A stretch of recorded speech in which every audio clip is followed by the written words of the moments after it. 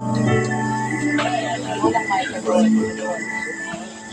watched by my cradle through long sleepless nights. She taught me to pray as she knelt by my side. She guarded my childhood and all through the years. She echoed my laughter, she counted my tears. In the arms of my mother, I came to believe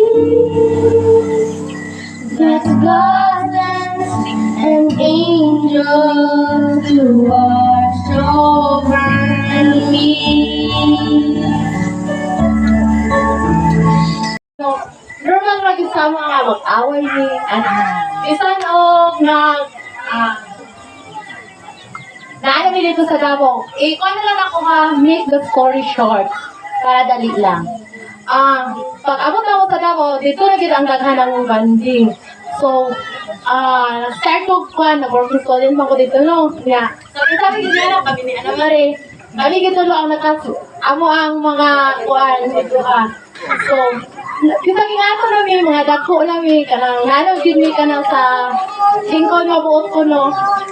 Nagya kami kanang dili ko sinagdanay, pero ang guma sa pamilya o sa kuan, mo kuan gihapon. So, karon Kung anak ko'y trabaho, murag wala pa gyud mo na treasure ang among pagkaigagaw, ang among pagkasilingan sa Davao.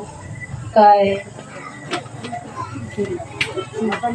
kuan kanang sa time manggod nga Sunday, rest day na ako na siya, then usahay mo surprise lang na siya chat. Magdakot kong sa iya kay di siya mo chat ng Sabado pa lang sa gabi para maka-prepare ko, then mo chat na siya Domingo na gyud sa buntag. Nya mana din na siya.